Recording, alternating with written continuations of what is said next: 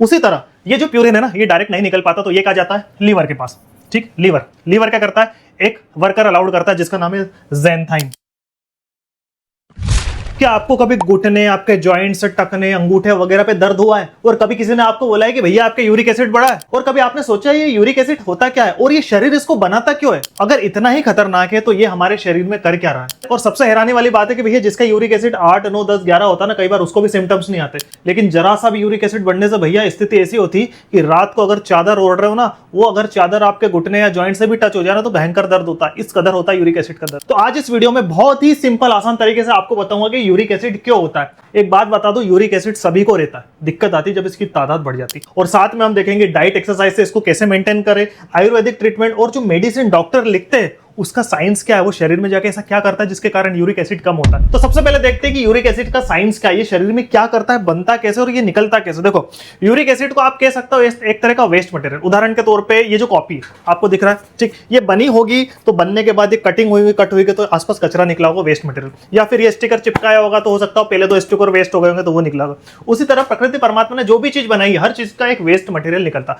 पेड़ भी बड़ा होता, तना बड़ा होता तो भी इसकी भी छाल निकलती, पत्ते झड़ते दूसरे आते तो कचरा निकलता है, वेस्ट मटेरियल निकलता है। इनफैक्ट हम भी कुछ खाते तो पोटी और यूरिन के थ्रू वेस्ट निकलता है, एनर्जी हमारे जाते। उसी तरह हमारा जो शरीर बनता है वो लाखों करोड़ों कोशिकाएं सेल से बनता है, और वो सेल बनती है तो वो भी वेस्ट मटेरियल निकलती। तो जब भी हमारे शरीर में सेल बनती, ब्रेकडाउन होती है तो वेस्ट मटेरियल निकलते हैं जिसको कहते हैं प्यूरिन। ठीक, प्यूरिन एक वेस्ट मटेरियल होता है सेल्स का। अब ये जो प्यूरिन है ना, ये डायरेक्ट शरीर से नहीं निकल सकता, किडनी इसको अलाउड करती ही नहीं। रीजन क्या है मैं आपको बता दूं। घर में अगर हमारा कचरा निकलता है तो कचरा, अगर आप सुबह कचरे की गाड़ी आई कि भाई साहब इसमें डालना है तो लेता नहीं, वो कहता भैया गीला अलग करो, सूखा अलग करो तो ही लूंगा वरना नहीं लूंगा। ठीक, तो आप क्या करते हो, गीला अलग करते हो, सूखा अलग करते हो, गीला में डालते हो, सूखा सूखे में डालते हो, तो ये प्रोसेस है। उसी तरह ये जो प्यूरिन है ना, ये डायरेक्ट नहीं निकल पाता तो ये कहा जाता है लीवर के पास। ठीक, लीवर क्या करता है, एक वर्कर अलाउड करता है जिसका नाम है ज़ैंथाइन। ठीक, ये क्या काम करता है, उस प्यूरिन को कन्वर्ट करता है यूरिक एसिड में। ठीक, जो ज़ैंथाइन ऑक्सीडेज होता है, ये जो प्यूरिन है ना उसको यूरिक एसिड में कन्वर्ट करता है। और ये जो यूरिक एसिड है ये फिर ब्लड में जाता है, और ब्लड में जाने के बाद जब किडनी में जाता है तो किडनी से जो यूरिक एसिड होता है वो पेशाब के थ्रू निकल जाता है बाहर। बस यही सिंपल। तो कहने का मतलब है यूरिक एसिड बनना जरूरी है, अगर नहीं बनेगा तो सेल ही नहीं बनेगी, इनफैक्ट इंसान जिंदा रह नहीं पाएगा, ये नेचुरल प्रोसेस है। तो दिक्कत तब आती जब इनकी तादाद बढ़ जाती, और तादाद कैसे बढ़ती, दो तरीके से। या तो किडनी अच्छे से फंक्शन नहीं करे, किडनी फंक्शन नहीं करेगी जितना उसका डेली का यूरिक एसिड निकालने का है कि भैया फिल्टर करके, या तो किडनी काम नहीं करे। दूसरा, जो ये एंजाइम है ज़ैंथाइन, ये बहुत ज्यादा कन्वर्ट करने लग जाए। इसको सिंपल तौर से समझाता हूं। मान लो घर में हमारा एक बाल्टी कचरा निकलता है रोज, हम कचरे की गाड़ी में डाल देते हैं। मान लो हमारे यहाँ कुछ दिनों बाद मेहमान आया और उस समय 4 बाल्टी निकला, तो आप 4 बाल्टी लेना मना कर देंगे, बोले भैया नहीं, 1 डालो, 1.5 डालो, 2 डाल दो, बाकी 2 कल डालना। अगले दिन फिर 4 आ गया तो जैसा बहुत सारा कचरा इकट्ठा हो जाएगा।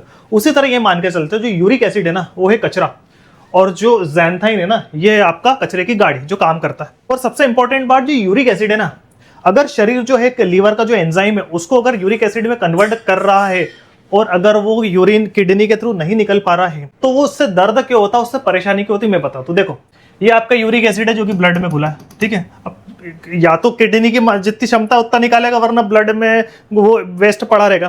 तो उससे क्या होगा, 2 चीज होगी। वो जो सॉल्यूशन होगा यूरिक एसिड का वो धीरे से कन्वर्ट हो जाएगा यूरिक एसिड क्रिस्टल में।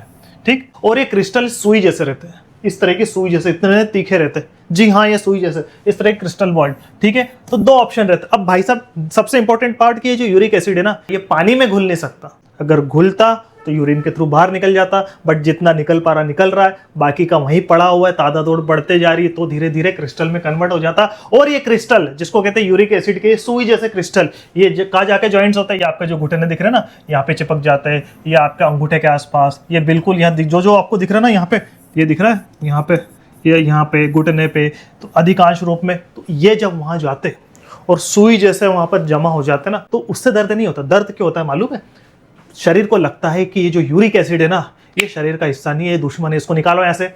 ये जो यूरिक एसिड है ये सुई जैसा है, ये हमारे शरीर का पार्ट नहीं, इसको निकालो। क्योंकि दिमाग को, लीवर को, किडनी को इतना मालूम है कि जो लिक्विड फॉर्म का जो यूरिक एसिड है जो सॉल्यूशन में था, जो किडनी का है, बस वही निकालेगा। अगर ये अलग अलग जॉइंट्स पे इकट्ठा हुआ है तो ये हमारा दुश्मन है। तो क्या करता है, जब भी शरीर में दुश्मन आते तो हमारी शरीर क्या करता है, गर्म, टेम्परेचर बढ़ा देता है। मतलब इन्फ्लेमेशन, सूजन, रेडनेस, अचानक दर्द वगैरह सब हो जाता है। तो ये एरिया अगर यहाँ यूरिक एसिड जमा तो यहाँ दर्द होगा, गरम गरम लगेगा, घुटने पे होगा तो होगा, ज़्यादा होगा तो ज़्यादा होगा, और यही काम रहता है यूरिक एसिड का। अब समझे आप यूरिक एसिड क्या होता है और किस तरीके से दर्द करता है। और यूरिक एसिड बढ़ने से सिर्फ भाई साहब जॉइंट्स दर्द नहीं करते, उससे किडनी स्टोन में भी हो जाता है, क्योंकि आपकी किडनी जो है ना, किडनी ये जो दिख रही है यहाँ भी जम जाता है, जिससे किडनी स्टोन हो जाते हैं। और ज्यादा यूरिक एसिड से भाई साहब आपकी किडनी की प्रॉब्लम भी हो जाती है, मेटाबॉलिक प्रॉब्लम होने जा सकती है, जैसे मोटापा, ठीक है, insulin resistance, type 2 diabetes, blood pressure etcetera. मतलब आप समझ रहे हो यूरिक एसिड अगर लंबे समय तक बढ़ती रही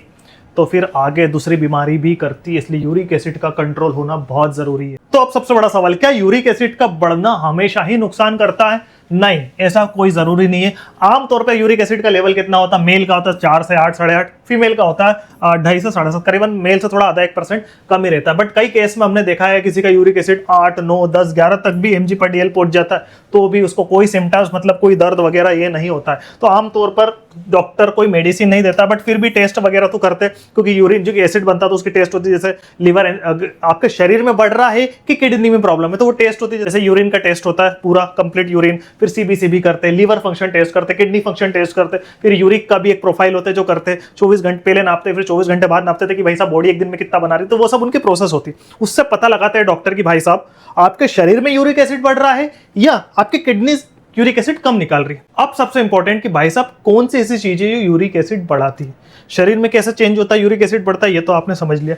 तो भाई साहब क्या खाने पीने से यूरिक एसिड बढ़ता है और किससे कम होता है? सबसे पहले लाल मांस, रेड मीट, वो लोग जो ज्यादा रेड मीट खाते हैं, ठीक है, रेड मीट, ठीक है, मैं चिकन की बात नहीं कर रहा हूं, मैं रेड मीट की बात कर रहा हूं। रेड मीट से अक्सर यूरिक एसिड काफी ज्यादा बढ़ता है। ऑर्गन मीट, बहुत सारे लोगों को रेड मीट के ऑर्गन पसंद है, बहुत सारे कलेजी खाते हैं, जी हाँ, कलेजी वगैरह, उससे भी रेड मीट से भी, उस रेड ऑर्गन से भी यूरिक एसिड बढ़ता है। कुछ फीस ऐसी रहती है जैसे प्रॉन्स वगैरह, इंडिया में तो खैर बहुत कम खाते हैं बट फिर भी बढ़ता है। सबसे इंपॉर्टेंट अल्कोहल, दारू से भी बढ़ता है, लेकिन स्पेशली बढ़ता है किससे?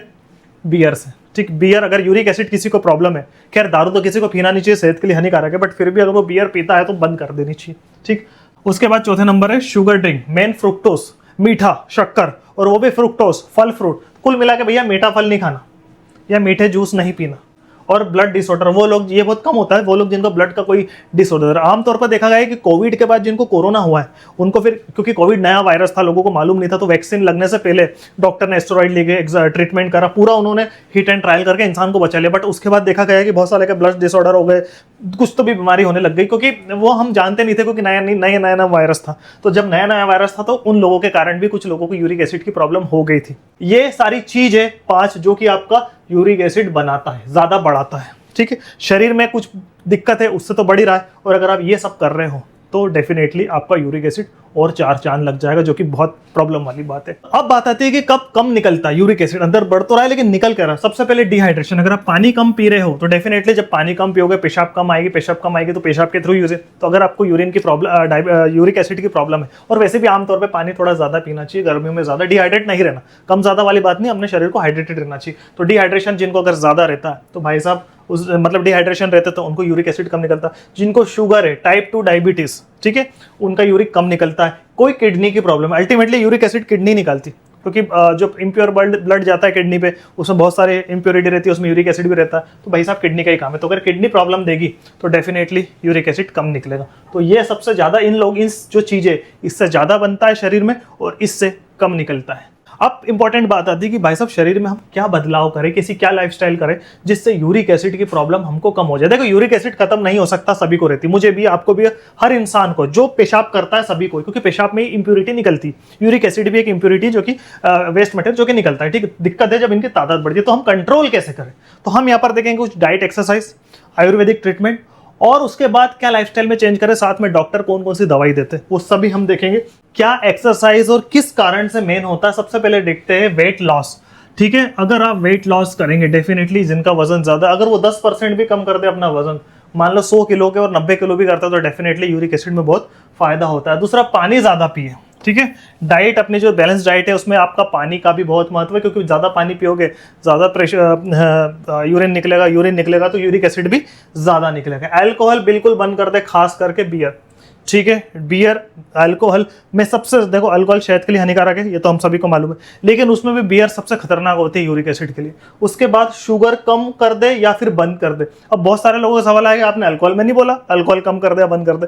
मैं देखो, मैं पीने की सलाह नहीं दूंगा, बट फिर भी एकदम से नहीं कि आप अल्कोहल पीते और अगले दिन से बंद कर दो, नहीं। इसका तरीका होता है, धीरे धीरे कम कर दे या फिर ऑकेशनली ले, नहीं भी लोगे तो चलेगा, और खासकर बियर ना पियोगे तो ज्यादा बेटर है, बट फिर भी बंद कर दे तो ज्यादा अच्छा। शुगर तो डेफिनेटली बंद ही करनी देनी चाहिए, और रेगुलर एक्सरसाइज करे। आपकी वॉकिंग हो गई, रनिंग हो गई, स्ट्रेंथ ट्रेनिंग बिल्कुल करे, बट ध्यान रखना ओवर ट्रेनिंग करने से भी कई बार जॉइंट्स पेन होते हैं और यूरिक एसिड में प्रॉब्लम आती है। अगर आपका बहुत ज़्यादा यूरिक एसिड है तो जब आप स्ट्रेंथ वर्कआउट करते हैं और जॉइंट्स पेन करते हैं तो उसमें कई हद तक दिक्कत देता है, इसलिए स्लो स्लो करें, धीरे धीरे बढ़ाए तो ज्यादा बेटर है। अब आती है आयुर्वेदिक ट्रीटमेंट की। भाई साहब, आयुर्वेदिक में क्या कोई ऐसा ट्रीटमेंट है, जड़ी बूटी, जिस पे यूरिक एसिड की प्रॉब्लम को मेंटेन किया जा सकता है, कम किया जा सकता है? तो देखो, इतने सालों से आयुर्वेदिक तो बहुत पुराना है, और ये प्रॉब्लम ऐसा नहीं पहली बार है। पहले लोगों को कम होती थी, आजकल ज्यादा होने लगे, बट फिर भी ऐसी कौन सी जड़ी बूटी हो? तो यहाँ पर एक होती है गिलोय, दूसरी होती है गुग्गुल, जिसको योगराज गुग्गुल, पुनर्नवा, वरुण और त्रिफला। ठीक, ये 5 जड़ी बूटी है जो कि आपके यूरिक एसिड को कंट्रोल करने में मदद करती। कारण ये है, जो गिलोय है ना, इन्फ्लेमेशन, सूजन, उसको कम करती है। गुग्गुल और पुनर्नवा जो है ना, ये आपकी जो किडनी की प्रॉब्लम है उसको सही करती है। वरुण जो है, ये जनरली जो मूत्र प्रॉब्लम रहती है, यूरिन से रिलेटेड, पेशाब से रिलेटेड जनरली प्रॉब्लम जो रहती है ना आयुर्वेदिक, उनमें दिया जाता है। और त्रिफला डाइजेशन से रिलेटेड। तो ये चारों पांचों की बात करें तो ये आपकी यूरिक एसिड से रिलेटेड सिम्टम्स उनको कम करती। अल्टीमेटली यूरिक एसिड सबको रहता है, लेकिन जो सिम्टम्स उससे परेशान, जैसे दर्द होना, जॉइंट्स पेन करना, ठीक है, पेशाब में प्रॉब्लम होना या फिर सूजन होना, ये सब चीज़ें ये जड़ी बूटी करती है। आमतौर पर इनके कोई ऐसा कोई साइड इफेक्ट नहीं है।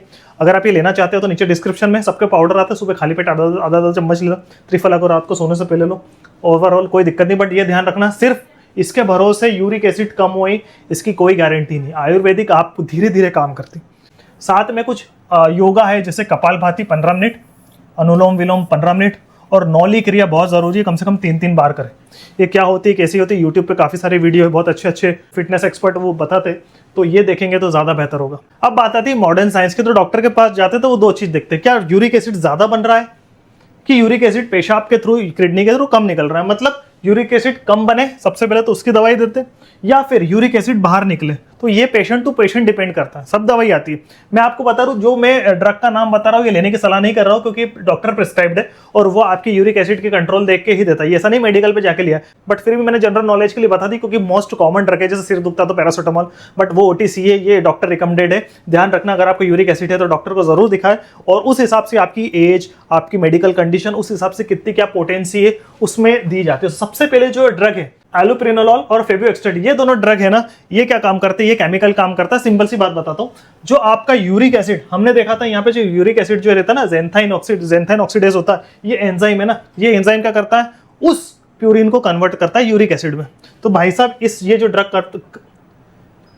ये जो डॉक्टर दवाई देते हैं ना, इसका काम क्या रहता है, ये प्यूरिन जो ज़ैंथिन रहता है ना, इसको ब्लॉक कर देता है, इसका हाथ बांध देता है। ये एक वर्कर है, ठीक है, इसका हाथ बांध देता है कि जो प्यूरिन है ना, उसको तो कन्वर्ट नहीं करेगा यूरिक एसिड में। अब जब उस एंजाइम के हाथ बांधेगा तो यूरिक एसिड बनेगा नहीं, तो बॉडी में से धीरे धीरे यूरिक एसिड की मात्रा कम हो जाएगी। दूसरी है प्रोबेनिसिड, ये यूरिक एसिड बाहर निकालती है, मतलब किडनी को इनकरेज करती है कि भाई साहब निकाले। अधिकांश रूप में ये नहीं देते, ये बहुत कम लोगों को देते हैं, बट फिर भी डॉक्टर, और भी बहुत सारी मेडिकल में अब दवाई आएगी जो देखते हैं, बट ये डॉक्टर रिकमेंडेड है। मैं मेडिकल की ये जो दवाई है ये लेने की बिल्कुल भी सलाह नहीं दूंगा, अनलेस आप डॉक्टर के जाके एक बार दिखाने में क्या हो रहा है यार, वो आपकी पूरी कंडीशन देखेगा, कितनी मात्रा है, क्या लेवल है, 6, 7, 8, 9, 10 है, एज क्या है, कुछ दूसरी प्रॉब्लम तो नहीं, वो देख के इसकी पोटेंसी कम ज्यादा करते हैं और कितनी क्या लेनी वो सब डिसाइड होता है। तो अब मैं आशा करता हूं कि यूरिक एसिड के बारे में जितनी भी जानकारी आसान भाषा में आपको समझा सकता था वो समझा दी।